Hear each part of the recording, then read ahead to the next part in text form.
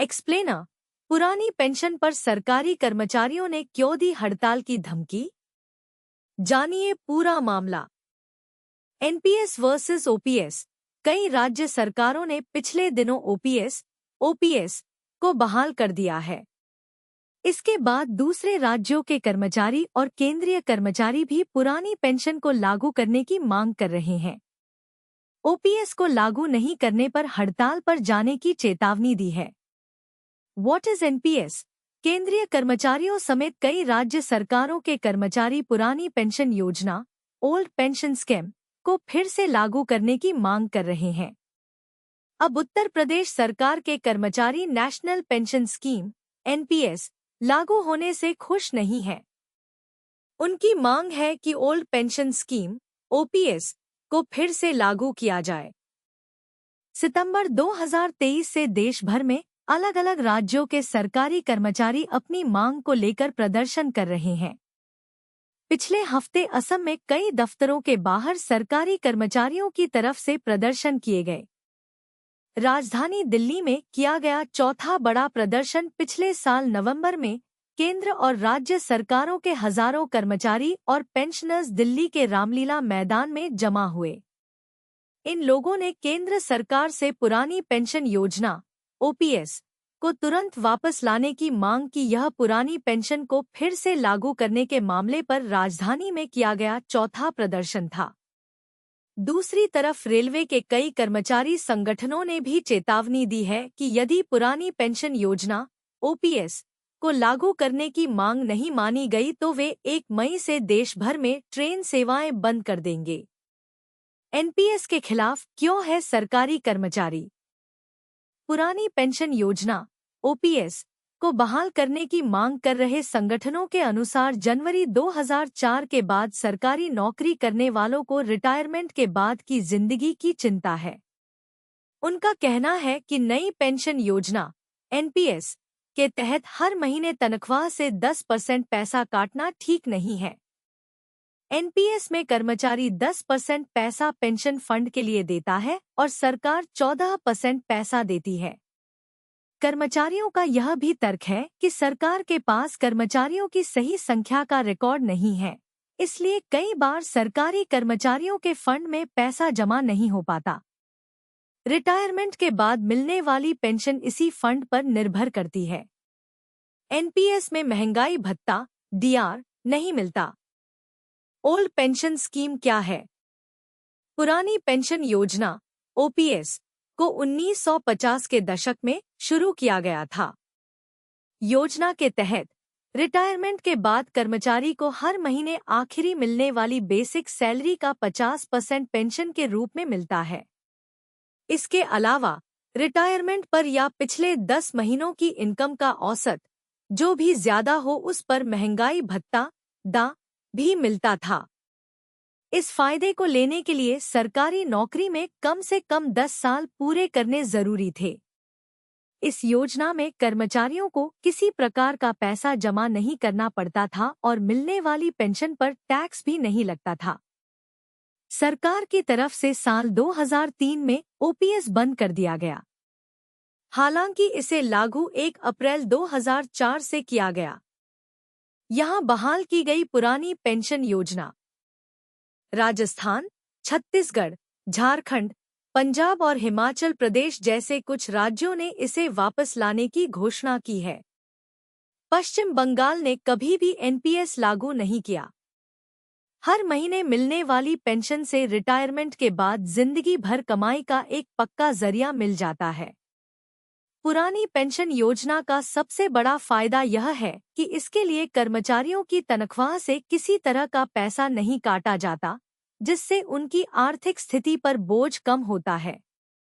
साथ ही रिटायरमेंट के बाद मिलने वाली पेंशन पर भी किसी तरह का टैक्स नहीं लगता। अगर कर्मचारी खुद चाहें तो वे अपनी पेंशन राशि को बढ़ाने के लिए और पैसा जमा भी कर सकते हैं। एनपीएस क्या है? नए पेंशन सिस्टम एनपीएस में राज्य सरकार के कर्मचारी अपनी बेसिक सैलरी और महंगाई भत्ते का 10% राशि जमा करते हैं। इसके अलावा सरकार की तरफ से 14% पैसा जमा किया जाता है। यह पैसा pension fund regulatory and development authority (PFRDA) द्वारा मंजूर किए गए फंड्स में से किसी एक में लगाया जाता है। इस फंड का रिटर्न शेयर बाजार से जुड़ा होता है, इसलिए यह निश्चित नहीं है कि आपको कितना पैसा मिलेगा। रिटायरमेंट के बाद जमा पूंजी कॉर्पस का 60% टैक्स फ्री होता है, जबकि बचे हुए 40% को एन्युटी निवेश योजना में लगाने पर टैक्स देना पड़ता है। ओपीएस या एनपीएस, किसमें ज्यादा फायदा? अगर आसान शब्दों में बात करें तो ओपीएस से सरकारी खजाने पर बोझ बढ़ता है, लेकिन एनपीएस से सरकारी कर्मचारियों की टेक होम सैलरी पर असर पड़ता है। यही कारण है कि कुछ राज्य सरकारी कर्मचारियों को अपनी तरफ आकर्षित करने के लिए ओपीएस बहाली करना चाहते हैं। ओपीएस और एनपीएस दोनों के अपने अपने फायदे हैं। ओल्ड पेंशन स्कीम योजना का फायदा केवल सरकारी कर्मचारियों को मिलता है, लेकिन न्यू पेंशन स्कीम का फायदा सभी लोगों को मिल सकता है। प्राइवेट सेक्टर के कर्मचारी भी एनपीएस में निवेश कर रिटायरमेंट के बाद आर्थिक मदद ले सकते हैं। साथ ही एनपीएस में टैक्स छूट भी मिलती है। वित्त राज्य मंत्री पंकज चौधरी ने पिछले दिनों लोकसभा में दिए एक लिखित जवाब में बताया था कि 31 मार्च 2023 तक केंद्र सरकार के पेंशनर्स की कुल संख्या करीब 68 लाख है। इसमें डिफेंस पेंशनर्स भी शामिल हैं। पुरानी पेंशन योजना ओपीएस को बहाल नहीं करने पर सरकार का तर्क यह है कि जैसे जैसे पेंशन का भुगतान बढ़ता है, राज्यों को अधिक फंड पेंशन के लिए देना पड़ेगा, जिससे कैपिटल एक्सपेंडिचर बढ़ेगा और दूसरे विकास कार्यों के लिए कम पैसा बचेगा।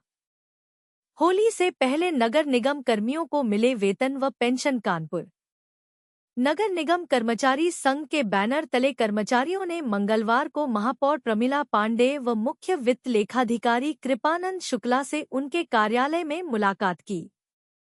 संघ की मांग है कि कर्मचारियों को होली से पहले वेतन पेंशन दे दिया जाए। ज्ञापन देने वालों में संघ के महामंत्री रमाकांत मिश्रा, देवीदीन भाऊ, रमाकांत मिश्रा, चौधरी गोपाल, राजू पवन, मुन्ना हजारिया, मुन्ना पहलवान, नीलू निगम, संजय हजारिया, पंकज शुक्ला, राम सिंह, बेनीहटी, अकील मसूद, सर्वेश मिश्रा, जमुना सिंह, दिनेश गुप्ता आदि लोग प्रमुख रूप से उपस्थित थे। Sachar committee old pension scheme और जांच एजेंसियों पर कानून, कांग्रेस के घोषणा पत्र में इन बातों पर फोकस। चुनाव आयोग की ओर से लोकसभा चुनाव की तारीखों के ऐलान के बाद मंगलवार को कांग्रेस वर्किंग कमेटी की अहम बैठक हुई। बैठक में कांग्रेस पार्टी के अध्यक्ष मल्लिकार्जुन खड़गे के साथ कई और बड़े नेता शामिल हुए थे। इस बैठक में घोषणा पत्र में शामिल किए जाने वाले वादों को लेकर चर्चा हुई। लोकसभा चुनाव के लिए तारीखों के ऐलान के बाद अब राजनीतिक पार्टियां वोटरों के लिए रणनीति बनाने में जुट गई हैं। मंगलवार को कांग्रेस वर्किंग कमेटी की बैठक हुई। इस बैठक में घोषणा पत्र को अंतिम रूप देने पर चर्चा हुई। इसके साथ साथ घोषणा पत्र में कौन से वादे को शामिल करना है, इस पर भी पार्टी नेताओं के बीच में बातचीत हुई। सूत्रों के मुताबिक कांग्रेस इस बार के अपने घोषणा पत्र में Sachar committee, old pension scheme और जांच एजेंसियों पर कानून बनाने का वादा कर सकती है। कांग्रेस वर्किंग कमेटी की बैठक के बाद पार्टी के नेता सचिन पायलट ने कहा कि आज घोषणा पत्र को लेकर बैठक हुई।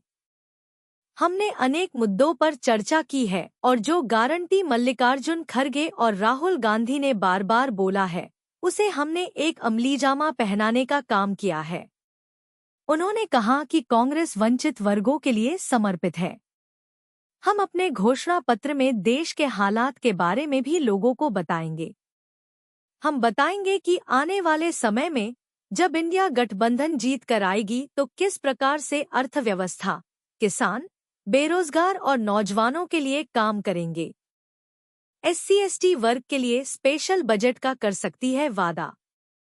सूत्रों के मुताबिक कांग्रेस के घोषणा पत्र की कुछ खास बातें सामने आई हैं। इसमें old pension scheme, Sachar committee की सिफारिशों को लागू करने के साथ साथ जम्मू कश्मीर को पूर्ण राज्य का दर्जा देना और वहां तुरंत विधानसभा चुनाव कराना, लद्दाख को स्पेशल स्टेटस देना शामिल हो सकता है। इसके अलावा SC/ST वर्ग के लिए स्पेशल बजट का जिक्र भी हो सकता है। कांग्रेस वर्किंग कमेटी ने घोषणा पत्र को मंजूर करने के लिए पार्टी अध्यक्ष मल्लिकार्जुन खड़गे को अधिकृत किया है। इसके साथ घोषणा पत्र कब और कैसे जारी किया जाएगा इस संबंध में भी फैसला लेने के लिए पार्टी अध्यक्ष को अधिकृत किया गया है। न्याय पत्र जारी करेगी कांग्रेस। पार्टी के नेता जयराम रमेश ने कहा है कि कांग्रेस केवल घोषणा पत्र ही जारी नहीं करेगी बल्कि न्याय पत्र भी जारी करेगी ताकि लोगों को उज्जवल भविष्य दिखाई दे। वहीं कांग्रेस महासचिव संगठन KC वेणुगोपाल ने कहा कि हम 3 महीने के भीतर तेलंगाना में 30,000 सरकारी नौकरियां दे चुके हैं। उसी प्रकार हम ग्रामीण युवाओं, महिलाओं और किसानों की चिंताओं को संबोधित करते हुए देश के लोगों से वादे कर रहे हैं। घोषणा पत्र में शामिल होंगे 5 स्तंभ। पार्टी ने कहा कि कांग्रेस का घोषणा पत्र 1926 से ही देश के राजनीतिक इतिहास में विश्वास और प्रतिबद्धता का दस्तावेज माना जाता है। भारत जोड़ो न्याय यात्रा के दौरान हमने न्याय के 5 स्तंभों की बात की है जिनकी स्थापना हमारे देश को मजबूती देगी। उन 5 स्तंभों में युवा न्याय, नारी न्याय, किसान न्याय, श्रमिक न्याय, हिस्सेदारी न्याय शामिल है। पार्टी ने कहा कि इन 5 स्तंभों के तहत कांग्रेस पार्टी कुल 25 गारंटियां दी है जो देश को बीजेपी के अन्याय काल से मुक्ति दिलाएंगी।